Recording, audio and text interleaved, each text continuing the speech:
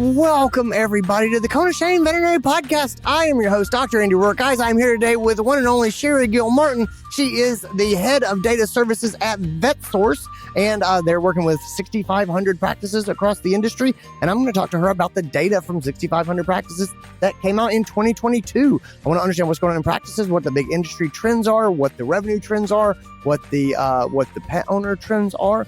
And what I'm trying to do is get a clear picture of what 2023 might look like. Guys, this is a great conversation.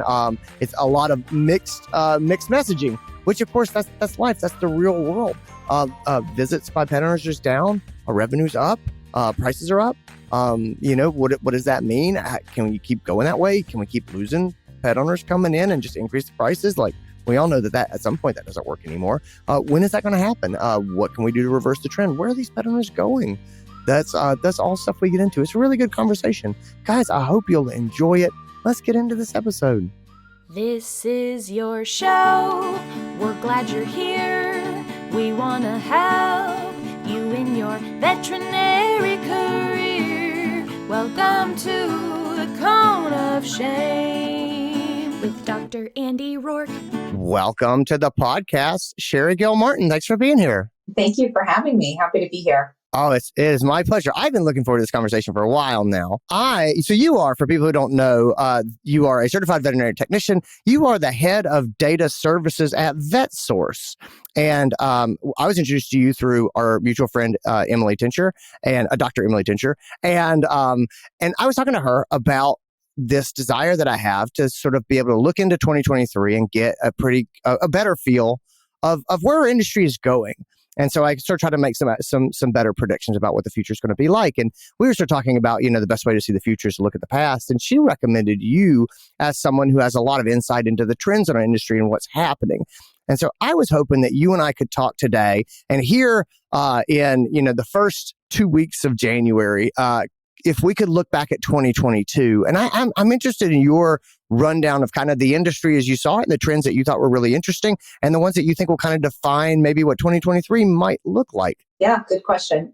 So I'm happy to be here and appreciate Emily connecting us. I have access to 6,500 practices, the data from 6,500 practices. We provide data services, analytics, and reporting to these practices, and we've aggregated it to get a sense of what's happening across the industry. And looking back at 22, certainly it was an interesting year, right? Decline in visits across practices. Beginning in January and continuing through December, an increase in revenue, but we know that practices had multiple revenue increases last year. And so when we look, toward the end of the year, we're seeing that revenue was up, 5%, which is lower than the price increases that were taken last year. So, sure. When we compare it to the prior year, we see that we were down in 2022 compared to 2021. Now, that being said, we really do need to dig in a bit deeper because 2021 was an exceptional year and we had tremendous growth. And so you would expect level setting, right? And so it's hard to look at that and be able to predict what's going to happen in 2023. Certainly the economy is going to play a big part there in what happens. But I think the takeaway for me is we really do need to be paying close attention to the numbers because we need to be more proactive and less reactive as we were in 2020, for example. Okay. Let's start to break some of this apart. So 2021 was a huge growth year, sort of coming out of the pandemic and the world sort of opening back up and big demands and pandemic puppies and kittens and things like that. When you look at sort of 2022, has there been a time that you've looked at it and said, let's take 2021 out of the equation? Is there any attempt to sort of normalize what this might look like if we pretend the pandemic years, 2020, 2021 didn't happen? Does that look more normal? Like if there was just a hole in the data, would they look much more smooth? Or is there any way to sort of try to predict of what, I guess what I'm trying to get at is what does sort of level setting look like? And have we done that? Yeah, good question. So, and it's hard, right? So the data that we have for practices, we have data back to, 2018, 2019. And so 2020 was also an interesting year because we had everybody on lockdown in, March and April. So the numbers for 2020 are kind of skewed by that. And so when you compare 2021 to 2020, you have, some outpaced growth there. If we go back to 2019, right, and I look at things like appointments and unique patients, revenue per patient back in 2019, 2022 is pretty comparable to 2019. So if we took the pandemic years out of it, it certainly takes away some of the doom and gloom that people might feel when they look at the 2022 numbers. There's still a lot of good things happening, at the patient level and at cross practices overall, looking back, pre-pandemic. Yeah. Okay. That makes me feel better. I do like that. That's actually what I was looking for, is how does this match up to like 2019? Let's talk a little bit about decreasing visits. So you said this really sort of started in January 2022. We're starting to see this decrease in visits. What is your perception of the drivers of this decrease? Yeah, that's a good question. And so that's a challenge with data, because we can see what's happening, but really understanding the why, that's where, you have to speculate a bit. And it's probably a combination of things. And I think, for me, the workforce challenges that practices have faced is a significant part of that. Many practices are down doctors, don't have enough support staff, and have had to reduce the number of available appointments as a result. So certainly that plays into it. And then, there's also a little bit of culture shift happening where practices are really focused on preventing burnout, trying to preserve the staff that they do have, and have extended appointment times, not seeing as many walk-ins or agreeing to see, add-on appointments at the end of the day. So there's a whole host of things that can contribute to that. Well, I didn't hear you say there's economy concerns. There's people deciding that their pet doesn't need wellness visits to the vet, things like that. Is that type of consumer driven? Because what you just said is very much veterinary side driven, which makes some sense to me. Like I work with a lot of practices who have who don't have the capacity. They have a capacity problem. And so they're saying we can't see this many patients. And so if you said, well, your patient numbers are down, and they said, well, I was 5 vets and now I'm 3 vets, of course they're down. And I would say that makes sense. And when you talk about the health of the practice, it's not really bad. There's nothing wrong with running a 3 vet practice that is at maximum capacity, as long as it's a well-run practice and it's profitable and you're taking care of your people. There's nothing magical about, more vets is better. It depends. I guess it depends on your worldview, but to me, a 3 vet practice where the people are healthy and happy, they are going to see fewer appointments, but that doesn't mean that they're failing. It means that they actually have as much business as they can do. So talk to me a little bit about that. Are there things that appear to be on the pet owner client side that are pushing this? Yeah. So I don't think people are going to stop seeking veterinary care, right? I think so we think about the economy, and we know that the economy is slowing, and it's unknown yet if we're going to go into a recession in 2023. But ahead of that, we know that people cut back on spending. We know that, consumer spending was up in 2021. People weren't going out as much, after COVID. They had more money to spend as a result. They were with their pets more often. And so they were spending more at their veterinarian in 2020 and 2021. We know that people are starting to pull back on spending. And if we, think about a slowing economy, I don't think people are going to stop going to the veterinarian. Their pets still need care. We know that they're part of the family now, and so that will happen. But they will look for lower cost alternatives potentially. Yeah. And they will, for some elective services, they may say, I'm going to skip that blood work this year, or I'm going to skip that fecal this year. So I think that, from an economy perspective, we will potentially see lower revenue per patient. But I don't think that, if your pet is sick or, your pet needs their vaccinations, I think people are going to go. We're not going to see a decline in visits from that. We may see the time between visits be a bit longer, right? So the other thing with visits is, and it's not just service visits. When we look at visits, we're also looking at invoices that may just be for product purchases, right? I needed food or I needed prevention for my pet. And so, those are counted as visits. And so when we look at the decline in visits, it's, almost like touch points, right? With the pet. Right.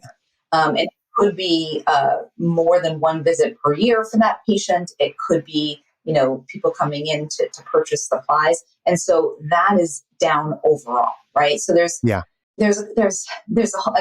bunch of different factors. And so I think that active patients, patients that are part of your practice, that probably hasn't changed and it has grown over time. But length between visits, maybe looking to get some of their medications through online pharmacies, we're certainly seeing an increase in that, and that's contributing to a decline in visits. To address your comment about, hey, we were a 5-doctor practice and now we're 3, but we're profitable and maybe that's okay. There's certainly truth to that, and it's about profitability at the end of the day, for sure. I think, with that, if you're still providing good customer service, your clients are happy. That's going to be reflected in your revenue and your profitability. And so that makes sense. I think that, part of the challenge with practices is they may be down a doctor, but they're still trying to see those patients. Yes. I think that is a big driver of a lot of sort of wellness and burnout problems that we see. And so that's kind of why I say that is, you can work at capacity of 5-vet practice and then work at capacity at a 3-vet practice. But what you can't do is be a 3-vet practice working at a 5-vet practice capacity. And I see a lot of people trying to do that, and it ends badly. And so I do see that. I do think that's a big driver sort of our burnout. I'm assuming that it is hard to look at practices across a group of practices and tease out what actual examinations are doing year to year. And I'm just guessing that it's because every vet practice codes their examinations differently. But I guess why I'm saying that is when you say this and you say, well, it includes food and includes parasiticide purchases and stuff like that. I go, okay, that's interesting. I'd love to strip all that stuff out and say, how many times are veterinarians putting their hands on the pets, and what is the change like there? Am I correct in saying that's really hard to look at because of how practices code and record these veterinarian interactions differently? Yeah. So every single practice has their own unique set of codes and descriptions for their services, and you would be amazed at how many, different ways you could describe, Simparica Trio, for example. Like it's, you could find thousands of different descriptions. It is unique. We are able to, we've spent years normalizing data from practices so that we can, be able to identify exams or visits where they're just coming in to buy product and what that product is. And so we've done a lot of work over the past 10 years to normalize practice data to be able to provide these insights. So when we look at practice data, regardless of what the practice has for an exam, and there's rechecks, and then there's, pre-surgical exams, and then there's well visits and sick visits, we are able to see that all of those were exams and something that the patient had to be present for. So we are able to separate that versus something like a product-only visit. So we usually categorize visits as a well visit, and we categorize a well visit as they've had a vaccination on the invoice. Okay. We know that that's not perfect, but we feel like it's as close as we can get. We know that there's going to be exams that the patient didn't need vaccines or on a 3-year protocol, but we're using that as our identifier for a well visit versus an invoice where there was no vaccination, no heartworm test. We're going to say, okay, that was a sick visit. And then if there's no exam, we'll say, okay, this was for product only, where they're just coming in to buy drugs and medication supplies. So I can tell you, like, all visits are down across practices. And when I say this, all visits are down, note that this is the average across all practices. So there are some that are up. There's some that are down more than what we're seeing. That's the average. We see sick and well visits are down, but what's actually down the most is product-only visits. Those have the biggest decline from the prior year. Yeah. Is the assumption that those products are not getting picked up, or that they're getting picked up from a non-veterinary channel? Or do you have an opinion? Yeah, no, I suspect that those transactions are going to third-party online pharmacies. Yeah. Okay. Just checking. No, I was going to jump into like the whole efficiency thing, right? Like we talked about capacity, and there is a workforce shortage, and practices, many practices are over capacity or at capacity. And so, one of the things that we talk about often is efficiencies, and both for pet owners and for practices, right? It's more efficient for a pet owner to be able to have their product shipped to their home than to have to, go run one more errand. And from a practice perspective, practices that have their own online pharmacies and leverage it appropriately and, market it and promote it with their pet owners, they don't have to touch that either, right? It goes right to the pet owner. So it's helping make them more efficient. So, thinking about efficiencies to increase our capacity without having to add headcount is something that we really need to focus on in 2023. Oh, absolutely. Yeah, I'm a big believer in that. Direct ship, auto ship, things like that we can set up through the practices. I mean, it's the pet owners like it. It makes sense for us. It's good for our workforce and being able to keep our capacity and still put our hands on pets and do the work that matters. So I completely agree with that. Hey guys, I just want to hop in really quick and give a quick plug. The Uncharted Veterinary Conference is coming in April. Guys, I founded the Uncharted Veterinary Conference in 2017. It is a one-of-a-kind conference. It is all about business. It is about internal communications, working effectively inside your practice. If you're a leader, that means you can be a medical director. It means you can be an associate vet who really wants to work well with your technicians. It means you can be a head technician, a head CSR. You can be a practice owner, practice manager, multi-site manager, multi-site medical director. We work with a lot of those people. This is all about building systems, setting expectations to work effectively with your people. Guys, Uncharted is a peer mentorship conference. That means that we come together and there is a lot of discussion. We create a significant percentage of the schedule, the agenda, at the event, which means we're going to talk about the things that you are interested in. It is always, as I said, business communication focused, but lots of freedom inside that to make sure that you get to talk about what you want to talk about. We really prioritize people being able to have one-on-one conversations, to pick people's brains, to get advice from people who have wrestled with the problems that they are currently wrestled with. We make all that stuff happen. If you want to come to a conference where you do not sit and get lectured at, but you work on your own practice, your own challenges, your own growth and development, that's what Uncharted is. Take a chance. Give us a look. Come and check it out. It is in April. I'll put a link in the show notes for registration. Ask anybody who's been. It's something special. All right, let's get back into this episode. Let's talk a little bit about the pricing increases that we see on the other side of this. So we see visits going down, but we see pricing coming up. So that basically we end up with, you said about a 5% increase in revenue, I think, 2022 over 2021. And so talk to me a little bit about that. Are there trends in price increases that you're seeing? Are these generally being done in large jumps? Are there anything that you just kind of look at it from a picture of what's going on perspective? How does that break down? What's the nuance in those numbers? Yep. So if we look at last year, we saw that on average practices had about an 8.5% to 9% increase in prices. Okay. But what's interesting is we saw that the overall impact on practice revenue was lower than it has been in the past. And if we look back at 2021 and 2020, practices had about a 4.5% to 5% increase on prices, but the impact on revenue was, 10%. And that is because of the reduction in visits and patients per practice, right? So right. We're seeing higher price increases, but a lower impact on revenue because our visits are down. And so we did an analysis a few years ago when we said, what's a stronger driver of practice revenue growth? Is it a higher ACT or is it more visits per year per patient? And what Okay. we found is, well, both will contribute to revenue growth, obviously. Having more visits per year per patient is going to be a stronger revenue driver for the practice overall. And so similar to what we saw last year, we had higher price increases, but lower revenue growth because we had fewer visits.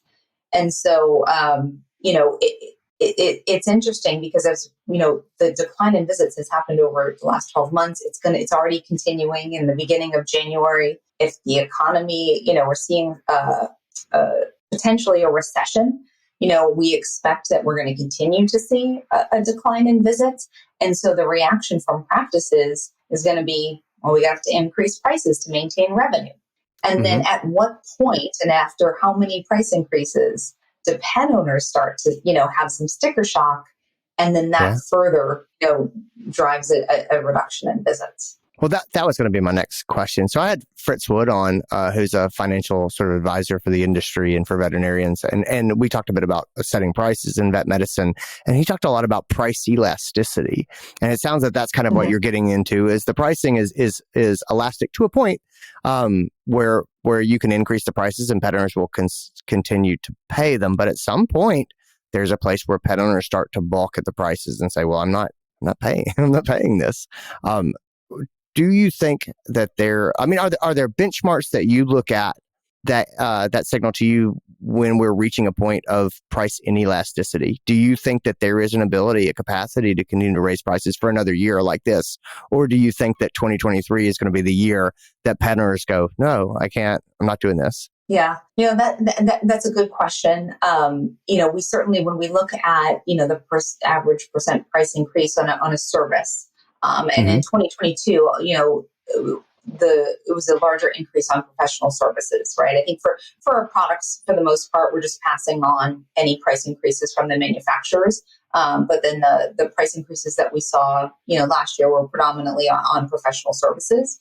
And we then will look to see, how many invoices did that service then continue to appear on, right? To try to get a sense of, after that price increase, did owners start saying no to that? Interesting. And I think it's, when we look at compliance numbers from last year, compliance with wellness care, so vaccinations and heartworm tests, and annual blood work and fecals, compliance is actually up across the board. So we're seeing the pet owners that are coming in continuing to say yes to services for their pet, which is a great thing. But we're seeing the decline in visits. So to answer the question about, at what point does impact, I think that people will continue to come in. People want to provide good care to their pets. It's, that situation where your pet is shaking their head and you think, okay, every time I go to the veterinarian, it costs me $500. So can I get away with not going for this head shaking now? Can I phone a friend? Can I do a Google search? Like, how can I get away with not going? And so that probably will continue to impact the visits. Yeah, that makes sense to me. I have two friends and they're arguing right now.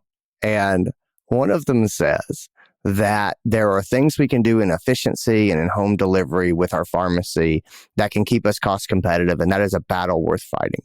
And I have another friend, and they're both very smart people. And the other friend says, we should let this go. We should increase the prices on our professional services, our diagnostics, and let a lot of the product services go. And his position is rather extreme. He's like, well, I think we should get out of this product business. I listened to the two of them argue, and they both have some good points. And I'm curious, where do you fall in this argument? Yeah, I agree with you that, they both have good points, right? If you just look at percentage of total revenue from professional services, obviously it's a lot higher. It's a bigger piece of your business and your margins are higher there. At the same time, your product sales are 25% of your revenue. And so if you let them go, you have to increase the prices on your professional services to make up for that. And we know that pet owners get sticker shock. right? Yeah. We spent, when we're thinking about implementing price increases for 2023, the VHMA is a great resource in terms of strategic pricing, and as really being intentional with your price increases as opposed to just doing like a blanket price increase across the board, to try to reduce any sticker shock, but still having a significant impact on your practice revenue. I think that not only is it the product purchases a big percentage of your total revenue, but it's like destination shopping, right? Like you need to get prevention, you need to get food, you need to get your glucosamine supplements, and having the pet owners are going to do that, and having them get it from you, and having those touch points, whether it be through your online store or whether it be coming into your practice, it's maintaining that relationship and that total service for the pet. So, well, I think that they both have good points. If I owned a practice, I would try and compete. I would try and compete and try to keep that business to the best I can. And there's tools for practices to be able to compete. Oh, I agree. I'm split down the middle. I think I really go back and forth. I say I am generally a pro competition guy. I think that there's a lot of things that we can do. I think there's good communication. I think there's a lot of, like I said, auto ship, direct home delivery, things like that. I think I think convenience is a huge deal for a lot of people. I think there's some things that are going to be really hard to keep. I don't think it's all or none. I think it's about having a smart strategy about where you can be competitive, where you bring the best value, where you can support pet owners, and making things as simple and convenient for them as possible. I think that there's a lot of good strategy in that. I also hear my friend who says, we should charge for our knowledge and our intellect, and our hands-on services, because those are the things that we really excel at that other people can't do. So to me, this is very much a happy medium. I was just kind of curious as to where you fell in it. I also thought it's sort of an interesting way to kind of ask you what your advice would be for practices, and how if you had one, you would approach this. So that's why I wanted to put that out to you. Well, I think most practices today, have an online pharmacy and offer home delivery, but they don't promote it. If you asked their clients, if their clients knew that they had home delivery and online store, I'm being generous, maybe half of them, might say, oh, that, so they don't promote it. And when you think about, the third-party pharmacies that are out there, they have heavy marketing, right? I mean, you're getting bills and retargeting ads and social media. I mean, they are all over the place marketing to your clients. And so, there's the practices know who their patients are and what medications they're on or what diets they're on. Yeah. I know who's had a heartworm test and who's been in the last year, and you need prevention, and I know what you're buying. And there's automated services that will do this marketing for you. Companies, VetSource will do this marketing for you. We'll send reminder emails that you need to get more medication, and here's a link to do that easily. Practices just need to market to their clients that this is available in the same way that the competitors are. Yeah, I was funny you say that, because I was thinking about that today when I woke up this morning and I opened up my inbox, and I got 8 different emails from companies that I haven't really engaged with that are like, do you need this for your pet? Do you need this for your pet? And they're fishing. They have no idea what I need for my pet, but they're like, we got this thing and we got that thing. And I don't think veterinarians should be that way, but I do think there is a happy, ethical medium in between. Hey, we have these things, but we feel kind of awkward talking to you about them, so we're just not going to say anything and buy some random stuff from us. There's a lot of healthy space between those two things. And I really think the way I kind of put it to people is, my position is, I would say that veterinarians have a moral obligation to tell pet owners what we can do for them, and to educate them about how we can help keep their pet healthier. And to me, a lot about communicating our services and as far as home delivery and things like that to make their life easier and to make these things appear as needed. It kind of falls into that. This is a good thing for them and it's a good thing for us category. And so anyway, that's just kind of where I am. It sounds like you and I are in a pretty similar position there. What you said about, you're getting these emails with just like blanket marketing. Hey, look at all the stuff we have. That's not what we're suggesting. part of our job at data services, right, is to utilize the data in the practice management software to find who's that, canine that he's had an exam and in the last 12 months, he's had a heartworm test, he needs heartworm protection, and, he's on this product, and, we're going to help that pet owner out and say, hey, Fluffy, still needs their heartworm prevention, just a reminder for you to do this. And it's very specific and it's very personalized, and it is a continuation of care for that patient. It is not just, neon signs of sale, look at all these things, Yeah, exactly. And so I find that to me is a service that I would want to provide my clients.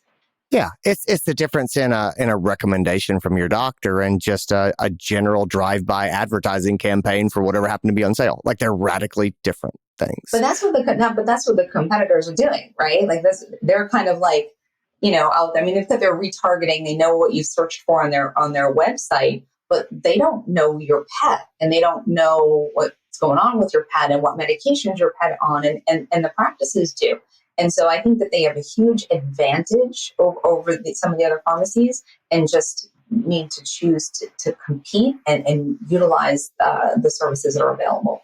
Sheri, thanks so much for being here. Thanks for talking through this with me. I really appreciate it. Where can people find you? Where can they learn more about VetSource, about data services? Yeah, so on vetsource.com, you can learn more about data services and the work that we do for veterinary practices and for the industry with market research. And then if anybody has any questions or wants to talk about data specifically with me, I am on LinkedIn under Sheri Gilmartin. Awesome. Guys, thanks so much for being here. Thanks again, Sheri. Thank you.